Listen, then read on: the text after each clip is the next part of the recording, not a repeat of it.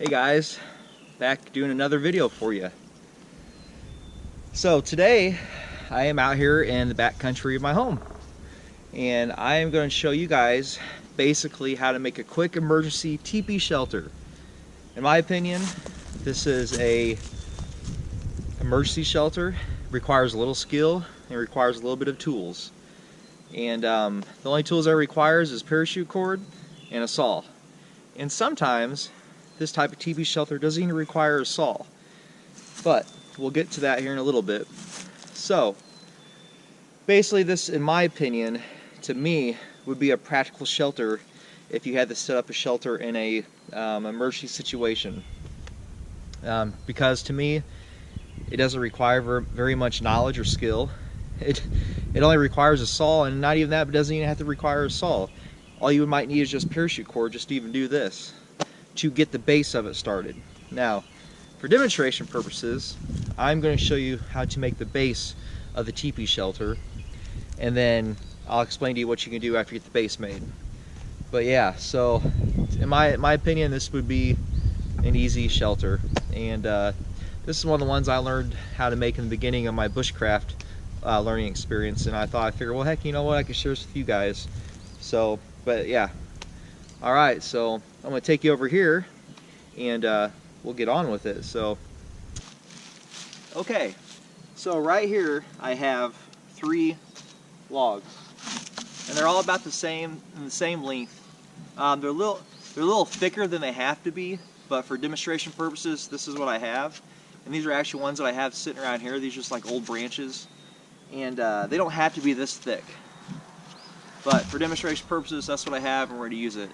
And so basically what you want to do is you want them the same length, the branches themselves. And you know, if these were a little bit smaller, I'd use about 5, okay? But for demonstration purposes, I'm only going to use 3. And they need to be the same length. Now, these 2 are a little bit long, so we're going to cut these down to get to match this length. So let's get cutting with the Silky F180. There she is, right there. It's beautiful, isn't it?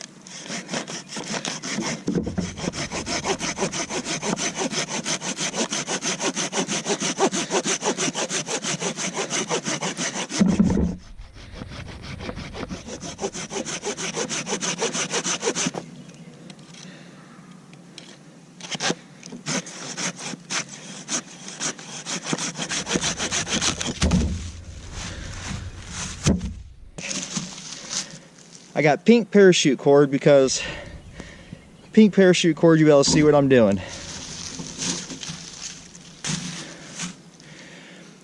So, the first thing that I'm going to do is I'm going to make a slip knot. So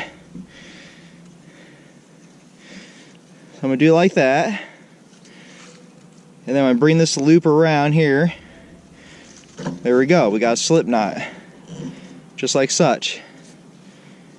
see here. When I get that knot made, I want to go ahead and just make one more so it doesn't come undone on me. Just make like a little square knot or something. It don't matter. And pull her open. Get it around there, like such.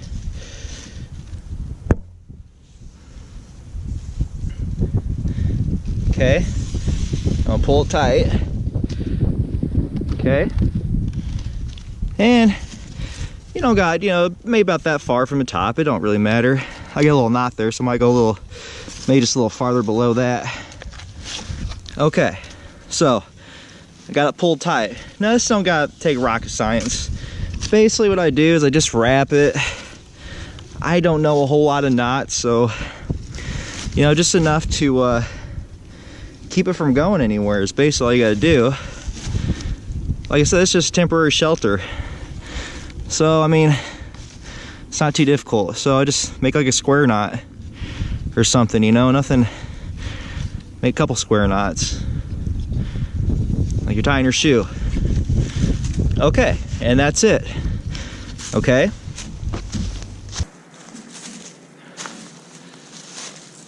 Okay guys, this is part one. Like I said, with my camera, I gotta do it in parts, so it's only gonna be 2 parts. So we got it tied down, so stay tuned for part 2, and I will show you the rest of the teepee shelter. And, oh wait a second. Right up here, let me if I get back a little farther. Right here, there's gonna be a subscribe button. Subscribe, like, and share if you would please. Thought that'd be kind of cool. Alright, I appreciate your guys' time. God bless you. And we'll see you in part 2 of how to construct the rest of this emergency teepee shelter.